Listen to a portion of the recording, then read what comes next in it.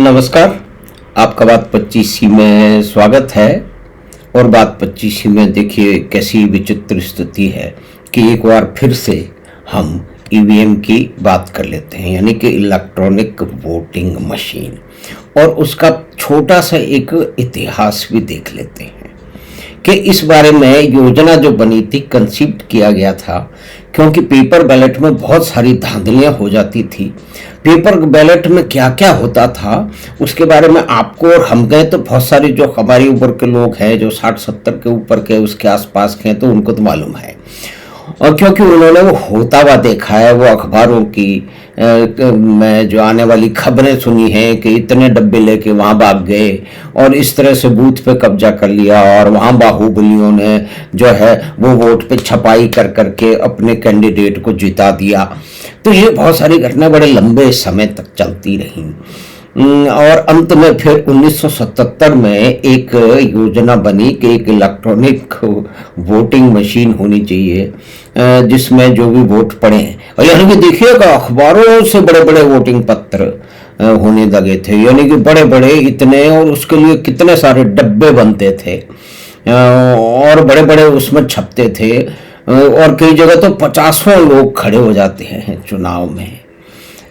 तो उसका एक हल खोजा गया कि इस धांधली को कैसे रोका जाए, और ये तो कोई मोदी जी ने तो किया नहीं था, ये तो 1977 में ऐसा सोचा गया, और 1979 में 1979 में उसका एक प्रोटोटाइप तैयार किया गया, और उसके बाद में फिर 1982 में 1982 में केरल में एक चुनाव में उसका इस्तेमाल किया गया।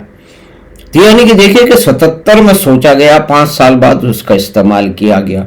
लेकिन यहाँ पे जैसे कि भारत में होता है, नियम कानून तो बनाए नहीं, और सीधा का सीधा ये सारी की सारी जो हमारी ब्यूरोक्रेसी है, जो हमारे बाबू लोग हैं, जो जिनके बारे में बताया जाता है कि वो दुनिया में सबसे अधिक समझदार लोग हैं, होंगे भी, उसमें से कुछ होंगे, उसमें ऐसा कहना ठीक ही रहेगा कि बहुत सारे बहुत समझदार है। और ये जो 80-20 रूल चलता है, यानी कि पैरेटो प्रिंसिपल चलता है, उसके बारे में जो भी जानना चाहें पढ़ सकते हैं, जान सकते हैं कि कुल मिला के किसी भी संस्था में 20% लोग 80% काम करते हैं, और 80% लोग 20 करते हैं। उस 20 को 30 कर लीजिए, 25 कर लीजिए, बात एक ही है। यानी कि कम लोग अधिक काम करते हैं किसी भी संस्था में, किसी भी बैंक में जो सबसे अधिक जिनका जो डिपॉजिट होता है वो 20% लोगों का होता है। तो ये एक पैरेटो प्रिंसिपल है। तो यहाँ भी यही माना जाए कि भाई हमारे ब्यूरोक्रेट हैं वो समझदार तो हैं, उन्हीं के कारण चल रहा है, तो उन्हीं ने तो योजना बनाई होगी और टेक्नोक्रेट ने उनको बताया होगा। और आजकल तो बहुत सारे जो ब्यूरोक्रेट वो खुद टेक्नोक्रेट हैं। भाई आगे जाके उनका टेक्नोलॉजी से कितना संबंध रहता है या नहीं रहता है, ये तो एक अलग बात है। और अब तो टेक्नोक्रेट मिनिस्टर भी बनने लगे हैं, पहले भी कभी बने होंगे एक आधे, लेकिन अभी कुछ ज़्यादा बन रहे हैं, यानी कि ज़्यादा प्रभावशाली बन रहे हैं। खैर वो एक बात, हम अलग दूसरी तरफ जा रहे हैं, तो फिर से हम घुमा के ले आते हैं कि ईवीएम पे। अब ईवीएम पे गाली क्यों पड़ती है साहब? एक इतिहास तो हो गया कि 1982 में चुनाव किया गया कोई केरल में, लेकिन क्योंकि नियम कायदे कानून नहीं बदले थे कि भाई चुनाव ईवीएम यानी कि किसी मशीन से हो सकता है, तो उसे कोर्ट ने निरस्त कर दिया। ये तो होना ही था। तो अंत में जाके 1989 में, यानी कि 1999 में जाकर के ये फिर कानून बना। और फिर भी आप देखिए कि जो पूरा पूरा यूज हुआ, पूरा का पूरा ईवीएम का इस्तेमाल होने में 10 साल लग गए। यानी कि इस देश में जो भी कुछ होता है बहुत ही धीमे धीमे होता है, यानी कि एक यंत्र बन गया, उसको इस्तेमाल करने में उसमें रिफाइनमेंट भी हुए होंगे, उसमें बहुत सारी समस्याओं का भी समाधान हुआ होगा, और जो माइंडसेट है ब्यूरोक्रेसी का और राजनेताओं का उसमें भी बदलाव उसमें होगा। यानी कि 77 से लेकर 98 तक, यानी कि 21 साल तक के लिए बड़ी बातें चली। तो कोई खास बात नहीं है, ऐसा ही होता है, दुनिया में भी ऐसा होता है।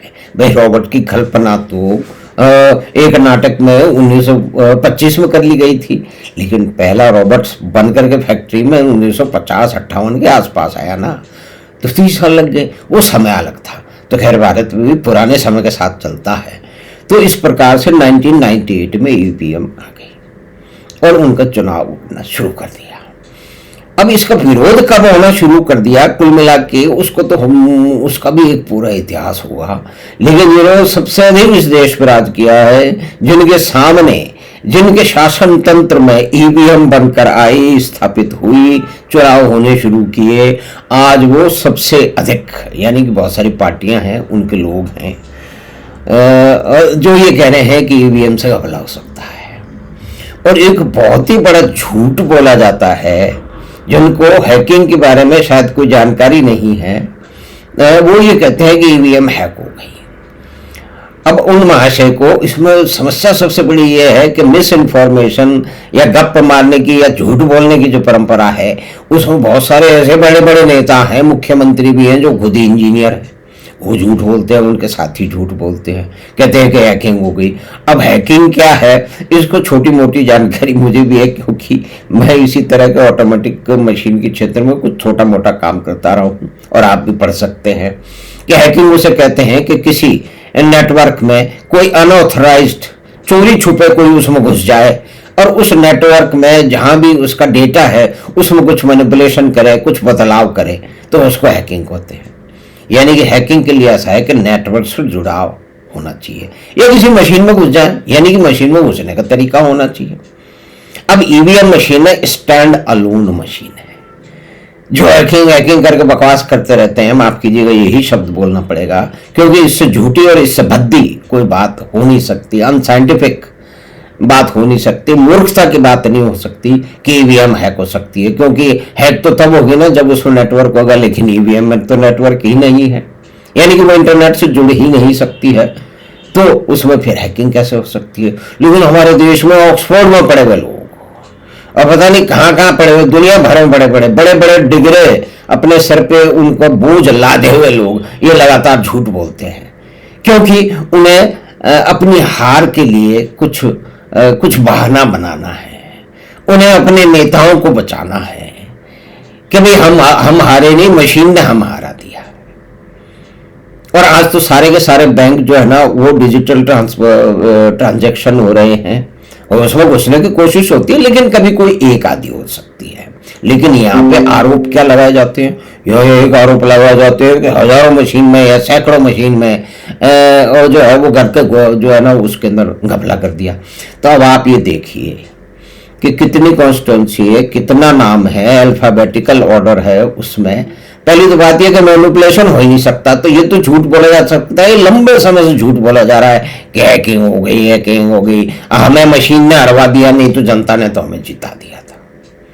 और ये पिछले दिनों, अब पार्टी का नाम लेना कोई फायदा नहीं है, क्योंकि अधिकतर पार्टियां जो हार रही हैं, और वो अधिकतर पार्टियां सभी की सभी वो पार्टियां हैं जिनमें परिवारवाद सत्ता का केंद्र परिवारवाद से चलता है,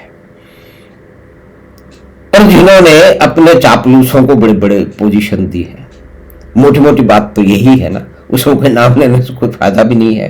वही लोग कह रहे हैं जिनके समय में ईवीएम की योजना बनी, जिनके समय में ईवीएम बनाई गई, उसकी परिकल्पना हुई, उसके परिष्कृत किया गया और फिर उसको चुनाव में लगाया गया, वही कह रहे हैं कि ये झूठ बोल रहे हैं। अब पिछले दिनों तो अति ही हो गई। ये जो महान विद्वान लोग हैं इन्होंने तो कमाल ही कर दिया। इन्होंने कह दिया कि जिसमें हम जीते उसमें 99% बैटरी थी और 66% बैटरी के अंदर जो है वो हम हार गए। इससे बड़ा मूर्खतापूर्ण, इससे बड़ा अनसाइंटिफिक, इससे ज्यादा बड़ा झूठ और बेशर्म झूठ, निर्लज्जता हो नहीं सकती। अब ये कौन कह रहा है कौन नहीं कह रहा है इससे कोई अंतर नहीं पड़ता, क्योंकि वो पूरी तरह से झूठ है। तो जब आपकी बैटरी, आपके सेल फोन की बैटरी सीधे समझाते हैं 100% होती है, और जब 20% होती है तो उसमें क्या डेटा बदल जाता है? रामलाल का नाम क्या श्यामलाल हो जाता है? किसी का नंबर जो है वो क्या बदल जाता है? और ये फिर कोर्ट ने भी कहा है, क्योंकि ये इसी तरह के धनाधन लेकर के कोर्ट में जाते रहते हैं। उन्होंने कहा है कि भाई ये सब प्रूव हो रहा है कि इस यंत्र की हैकिंग हो नहीं सकती, ये स्टैंड अलोन है, यानी कि बिल्कुल अलोन है और सिर्फ मशीन की ही बात नहीं है, और उसका एक उसके सत्यापन की और उसको लॉक करने की, अनलॉक करने की एक पूरी प्रक्रिया है, जिसमें जितने भी लोग चुनाव लड़ते हैं, जितने भी उन सबके प्रतिनिधि होते हैं।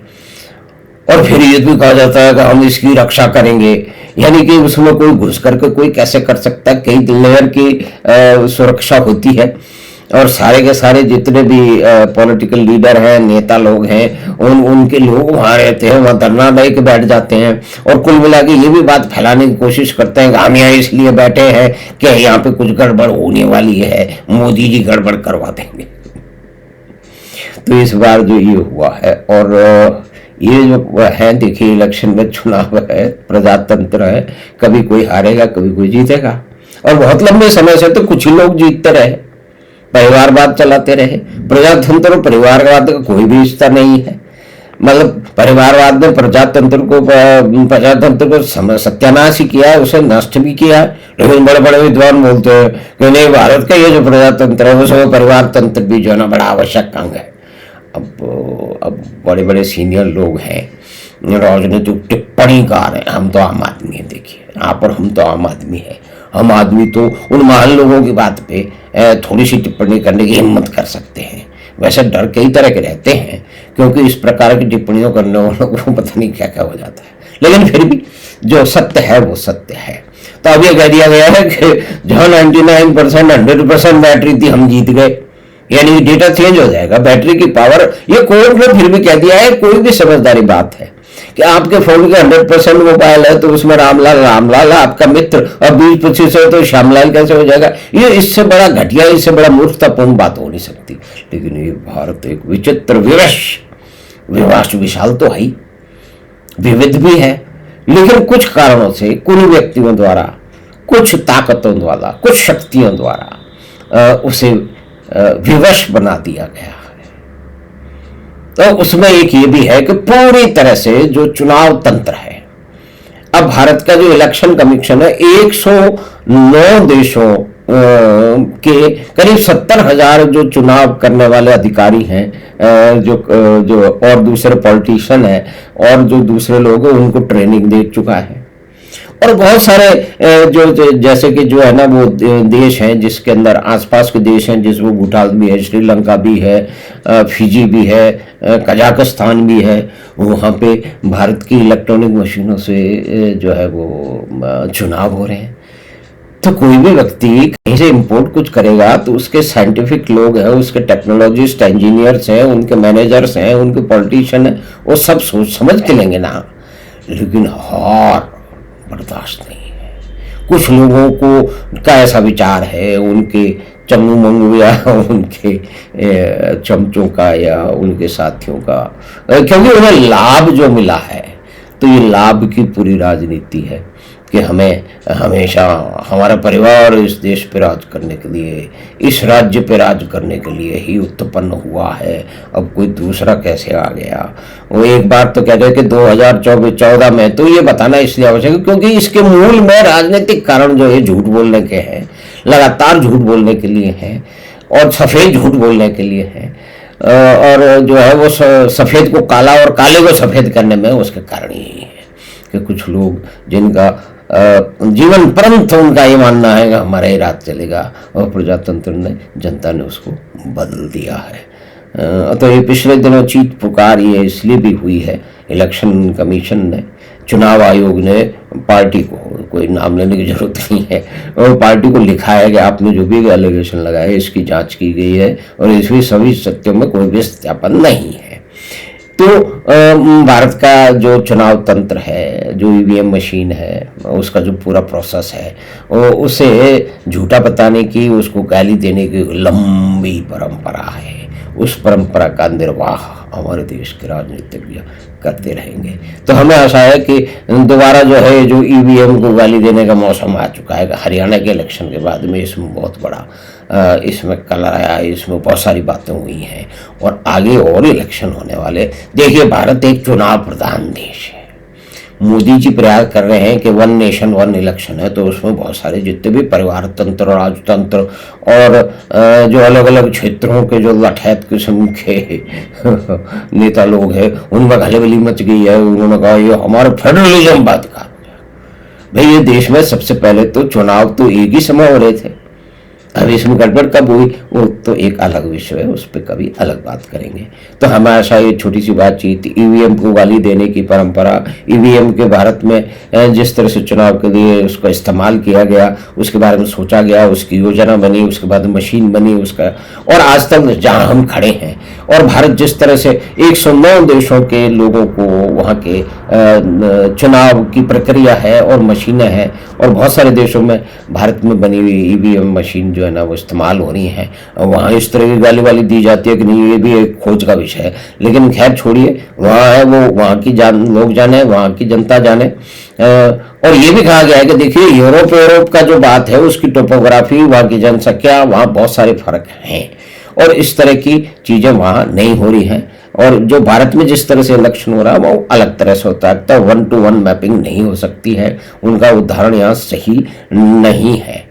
तो ये तो एक ही बात है कि भाई उत्तर ध्रुव में रहने वाले जो लोग हैं, यहाँ के वहाँ के शहर हैं, और उनकी और रेगिस्तान के शहर की कल जो है ना तुलना की जा रही है। बहुत सारे जो मूलभूत जो भिन्नताएं हैं उसको ताक पर रख के। तो हमें आशा है कि छोटी सी बातचीत आपको पसंद आई होगी, तो आप चैनल बात 25 को सब्सक्राइब करें, लिंक अपने मित्रों के साथ साझा करें। हम आपसे फिर मिलेंगे बात 25 की अगली बात में, और आपसे फिर ये एक निवेदन है कि बहुत सारे लोगों ने बात 25 को सब्सक्राइब किया है, लेकिन जिस तरह का होता है कि उन्होंने सब्सक्रिप्शन करने के बाद में ये नहीं देखा है कि वो सब्सक्रिप्शन प्राइवेट है या कि पब्लिक है, तो कृपा करके उसे पब्लिक कर लें। बहुत बहुत धन्यवाद। हम आपसे फिर मिलेंगे बात 25 की अगली बात। नमस्कार।